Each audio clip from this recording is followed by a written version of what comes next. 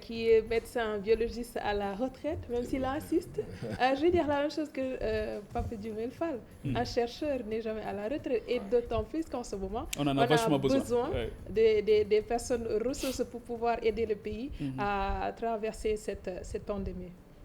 Bon, on est toujours disponible pour son pays, hein. Même en retrait. C'est vrai. Oui. Vous êtes également un acteur politique. En retrait également. En retrait également. Oui, absolument. Mais c'est bien de savoir ce que vous pensez de l'adoption de la loi d'habilitation qui permet au président de la République de pouvoir prendre des décisions sur ordonnance pour pouvoir gérer cette épidémie qui est le coronavirus. Oui, je vous remercie. Je ne suis pas surpris que la chambre d'enregistrement ait validé... l'Assemblée nationale. Oui, c'est une chambre d'enregistrement. Depuis de tout temps, parce que tout ce qui vient de l'exécutif est validé, signé les yeux fermés, même quand c'est anticonstitutionnel. Et dans ce contexte, pourquoi vous parlez de chambre d'enregistrement? Est-ce que vous pensez que l'Assemblée nationale s'est éloignée de sa vocation première? L'Assemblée nationale a peu fonction de contrôler l'action du gouvernement et non de la sanctifier et de la valider en tout et pour tout. Est-ce que ce n'est pas le contexte qui le commande? Justement, c'est bien cela le problème. La Constitution, si tant est que c'est la référence fondamentale, mais vous savez, on en fait ce qu'on veut, mais la Constitution a prévu les circonstances exceptionnelles qui justifient que le président de la République demande à gouverner par ordonnance pour une durée déterminée, pour une raison définie. Dès son discours, à la veille même de ces audiences, avec d'abord l'opposition, puis le tout venant, il a annoncé qu'il allait demander une loi d'habilitation sur 3 mois. C'est anticonstitutionnel. La loi d'habilitation, dans sa première mouture, c'est pour 12 jours, renouvelable. Alors, de deux choses l'une. Ou bien la loi, on y croit, nul n'est au-dessus des lois, et à ce moment-là, on la respecte. Ou alors c'est le règne du matin. Et à ce moment-là, il ne faut pas nous parler de république. Est-ce que ce n'est pas pour la bonne cause actuellement? Oui. Alors, voyez-vous, on voudrait le croire, que c'est l'intérêt national, l'urgence nationale qui justifie. D'abord, ce n'est pas une urgence nationale, c'est une urgence mondiale. Et notre continent est relativement préservé pour l'instant. Ce qui n'empêche pas que nous prenions des dispositions préventives et préparatoires. D'accord? Et je ne vois pas, dans un contexte aussi grave, quel est l'intérêt de concentrer tous les pouvoirs, absolument tous les pouvoirs, y compris ceux qui ne sont pas prévus par la Constitution, entre les mains d'un seul homme. D'un seul homme dont on n'est pas sûr que son unique souci et que sa motivation première, c'est l'intérêt national. Qu'est-ce que vous insinuez? Non, je n'insinue pas. Je dis que quand on se base sur le comportement partisan et souvent politicien du président de la République au cours de son mandat écoulé, on a toutes les raisons d'être méfiant et soupçonneux quand on le voit prendre des initiatives comme celle-là. Avec l'adoption de cette loi, normalement, l'Assemblée nationale a la possibilité de prendre un projet de loi de ratification pour pouvoir valider les décisions qui sont prises par le chef de l'État. Tout à fait. Normalement, l'Assemblée nationale devrait alors être en mesure de pouvoir apposer des amendements s'il le faut Bien pour qu'on n'adopte pas cette loi. Sauf que, d'abord, c'est une Assemblée nationale croupion, c'est vraiment le cas de le dire, qui a adopté cette mesure d'exception, et que comme par hasard, je ne dirais pas le seul véritable opposant, mais en tout cas le principal opposant qui est Ousmane Sonko, de cette chambre d'enregistrement est exclu de la minorité qui va agir, qui a voté.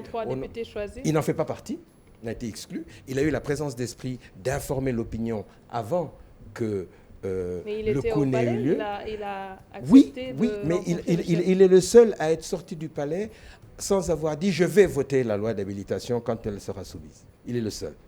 Et c'est pour ça que, sachant cela, il aurait pu aussi bien se dispenser de s'y rendre, de répondre à l'invitation, sauf que dans ce pays dit du masla, qu'est-ce qui pose problème? La loi, elle est un peu trop vague ou elle n'est pas dans les détails? La loi, quels sont les pouvoirs qui sont donnés aujourd'hui? non seulement la loi n'est pas conforme à la Constitution, elle viole la Constitution.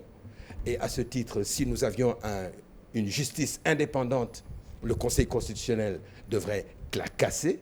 Mais surtout, et c'est pour répondre à votre observation, la loi de ratification qui valide a posteriori toutes les ordonnances prises par le chef de l'État, dans la tradition de ce Parlement, elle n'est jamais votée.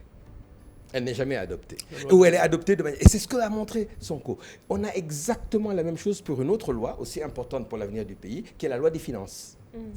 Est-ce que vous savez que la loi des finances, chaque année, c'est le budget, une fois qu'il est adopté et exécuté... La loi de finances initiale?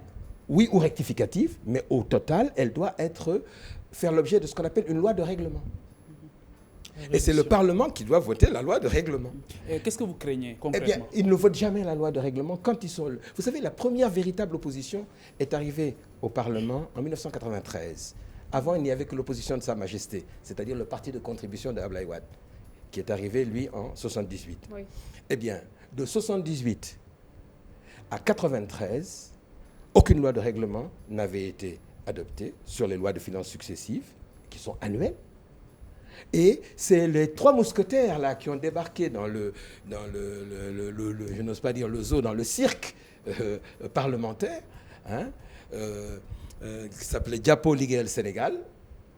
C'est eux qui, lors de la première session de cette nouvelle législature, ont fait un rappel au règlement pour montrer qu'on ne votait pas la loi de règlement, tout comme un autre de nos députés avait demandé qu'on installe la haute cour, parce que c'était une disposition prévue par la Constitution, mais qui n'était jamais appliquée. Et qu'est-ce que vous craignez réellement? Ce qu'on craint réellement, c'est qu'une fois de plus, le président de la République se serve d'un problème national, qui est un problème continental. Encore une fois, l'Afrique devrait organiser une réponse concertée à cette menace pandémique. Sinon, le monde entier attend l'hécatombe chez nous, parce que c'est la règle, que ce soit les nègres qui payent le premier, qu'ils se servent de ça, ils l'utilisent comme une opportunité politicienne de s'emparer des pleins pouvoirs, d'user et d'abuser de l'argent public, comme par le passé, et surtout, au lieu de travailler pour l'intérêt du plus grand nombre, de travailler à sa réélection. Jusque-là, les actes posés ont été jugés, entre guillemets, républicains. Est-ce que... Lesquels? Par exemple, le fait de faire venir l'opposition parlementaire et le fait aussi de décréter l'état d'urgence sanitaire pour prendre à bras le corps cette pandémie-là. Jusque-là, où est-ce que vous mettez le doigt pour dire que cet acte est politicien? Là où je vois déjà un premier problème, c'est que dans l'organisation même du défilé devant le grand chef de guerre, on l'organise alors qu'on a déjà annoncé les mesures, alors qu'on est censé consulter la représentation nationale d'opposition sur l'urgence. Mais par exemple, par rapport à Ousmane Sonko, il a accepté une des propositions de Sonko, par exemple, de relever cette aide-là destinée aux plus démunis de 50 à 69 milliards. Vous savez, le problème, c'est pas Sonko. Donc il se réajuste, finalement. Disons que la règle, quand on se concerte, c'est qu'on se concerte pour décider. On ne décide pas pour organiser des concertations. Sauf que c'est lui le chef aussi. Admettons. Alors, le chef, il doit donner l'exemple. Et j'ai bien vu, le peu que j'en ai vu, qu'on respecte la distanciation sociale avec le coup de coude au lieu de la poignée de main. Oui. Sauf quand arrive le Mbaké, qui non seulement reçoit 2 mains... C'est Moudoukara. Oui, absolument. C'est le seul Mbaké à être reçu. Il y a une dérogation spéciale pour lui, d'autant plus grave qu'il a refusé la solution hydroalcoolique au moment du contrôle d'accès. Dans une république qui se respecte, il n'aurait jamais dû passer la première barrière. Il refuse de faire comme tout le monde. On signale au chef du protocole qu'il y a un des hôtes du président qui ne fait pas la protection contre la pandémie. Or, c'est la pandémie qui est le prétexte de tout cela. Voilà. Et on peut multiplier les exemples. Il y en a un qui est encore plus caricatural. On veut fermer les lieux de culte. Et l'émissaire du président, ancien Premier ministre, il va prier la mosquée qu'on voulait fermer. ainsi de suite. Et c'est ces incohérences-là, une autre incohérence, et on peut les multiplier. Mais à côté, il y a le Conseil des ministres qui s'est fait par vidéoconférence. Voilà, vous voyez, ça c'est le show, pour faire comme les toits. Vous voyez, mais je vous assure, les incohérences sont innombrables. Je vous en donne une autre. Les détenus. On a libéré les prisonniers pour éviter la contamination carcérale. Mais les gens qui sont raflés la nuit dans le cadre du couvre-feu sont entassés dans des cellules de commissariat sans aucune précaution. Finalement, qu'est-ce qu'ils trouvent grâce à vos yeux actuellement par rapport à ce que le président est en train de faire? À mon avis, c'est un avis tout à fait personnel, le président a tenté une manœuvre politicienne avec le dialogue. Cette manœuvre a foiré. Il saisit l'opportunité offerte par cette pandémie pour essayer de rattraper le coup, mais toujours avec le même souci qui est d'imposer sa volonté. Est-ce qu'on peut se permettre, dans ce contexte de pandémie, de risque qui est extrêmement grand, où on voit les gens mourir par centaines, par mille ailleurs, de jouer avec la chose politique dans ce contexte? Est-ce qu'on peut se le permettre? Mais qui joue? Si on ne, si on ne tenait pas compte de ce contexte, mais jamais Sonko ne serait allé rencontrer le président. C'est précisément à cause du contexte que nous avons fait cette concession. Il regrette déjà de l'avoir fait? Non, mais disons que, je ne sais pas, je ne l'ai pas vu depuis. Vous lui auriez déconseillé? Ah oui. Ah oui. Sans hésitation. Parce que je connais le personnage. On le connaît. C'est sa façon de faire. Il pense qu'il est plus rusé que tout le monde. Et encore une fois, il joue avec l'avenir de tout un pays. Et si ça continue, et je crains que ça ne continue, on va le voir. C'est-à-dire, les pots cassés, ce sont nous qui allons les payer, et ce sera dramatique. Mais au bout du compte, croyez-moi, ce sera lui le perdant en dernière instance. Peut-on rectifier le tir? J'espère. Mais vous savez, le Conseil constitutionnel? C'est déjà fait. Le Conseil constitutionnel, il est aux ordres, comme toutes les hautes juridictions, grâce à la sucette qu'on a donnée aux magistrats. Vous avez écouté le syndicat de la magistrature. Ils ont protesté énergiquement contre cette méthode de corruption passive de la haute hiérarchie judiciaire. Vous voyez? Mais c'est pareil partout. Regardez, il y a quelqu'un là qui a lancé une proposition, je ne sais même plus qui, parce que ça va dans tous les sens, qui a dit, mais on a besoin d'argent. Vous avez entendu, bon, nous n'avons pas une banque centrale comme les Européens ou les Américains qui décident 1000 milliards, 2000 milliards de dollars, d'euros. Non. Nous, on est là avec 1000 milliards CFA. 1000 milliards CFA, ça ne fait même pas 2 millions d'euros. Mais admettons que nous ayons cette latitude. Mais il y a un responsable politique de ce pays qui a dit, mais pourquoi ne pas fermer les assemblées budgétivores et inutiles? En particulier le Haut Conseil, qui est le dernier en date, mais même le Conseil économique et social. Vous faites l'addition, ça fait combien de milliards de CFA d'économiser au nom du salut public sanitaire? Mais voilà le genre de propositions qui vont vraisemblablement... Il avait supprimé le Sénat en 2012. Il l'a rétabli, sous une autre forme. C'est exact, parce qu'il faut caser les copains et les coquins. C'est comme ça que ça marche. La loi, elle est déjà votée. Oui, vous dites qu'elle est anticonstitutionnelle. Se pose aujourd'hui la question de la légalité des actions que va poser le chef de l'État.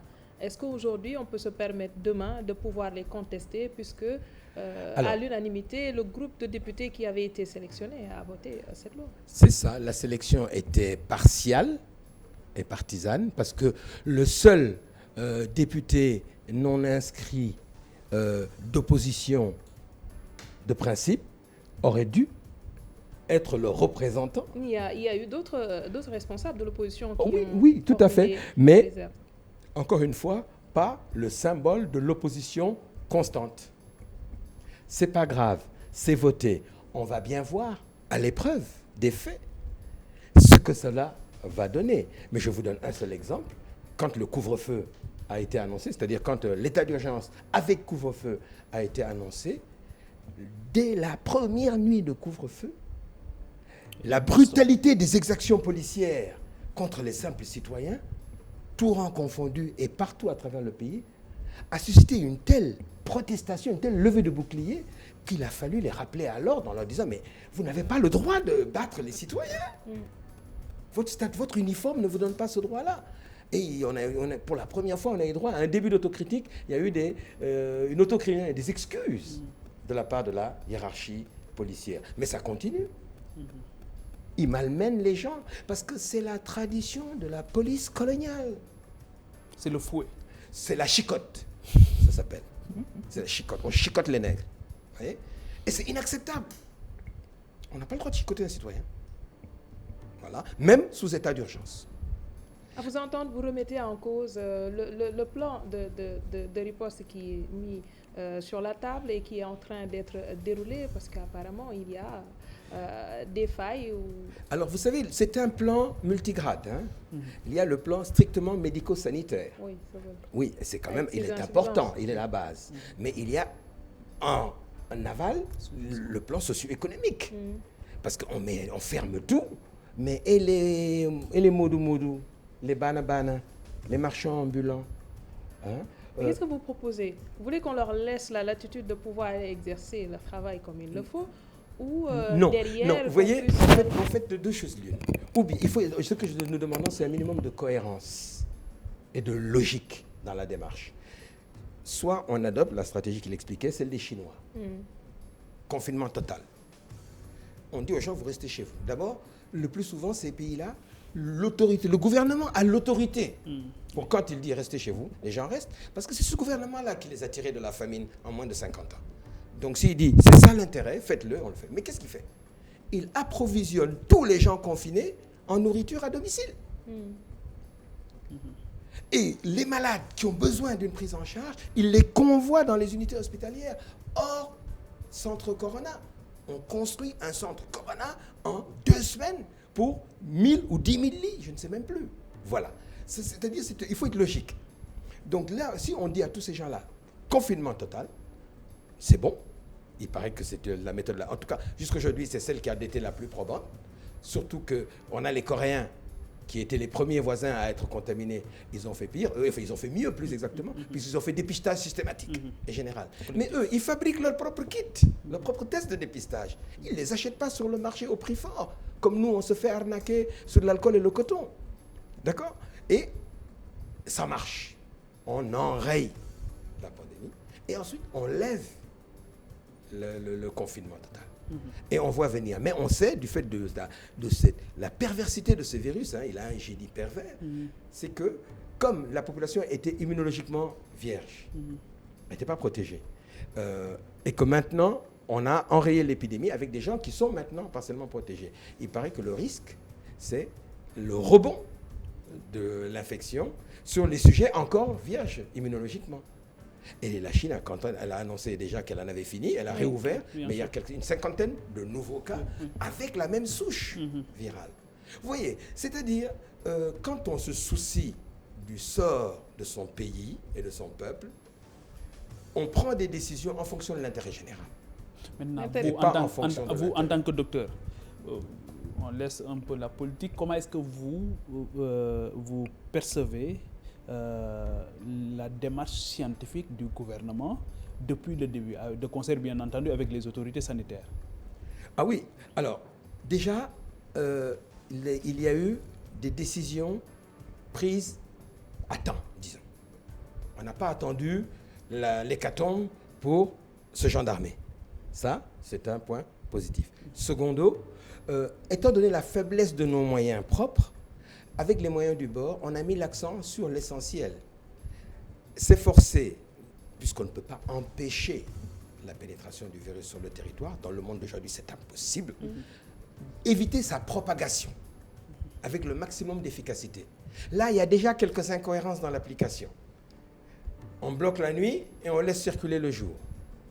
On limite dans Dakar et une partie de sa banlieue, on laisse courir dans le reste de la banlieue et dans l'arrière-pays. Et selon vous, qu'est-ce qu'il faudrait faire pour freiner la chaîne de transmission? Mais cela, donc l'essentiel, encore une fois, pour lutter contre, pour toute question vitale pour un peuple, la clé c'est l'organisation, et la discipline. Donc, comme c'est dans le comportement individuel des citoyens et leur comportement de groupe familial, d'unité familiale, qu'on a le principal mur, la principale défense.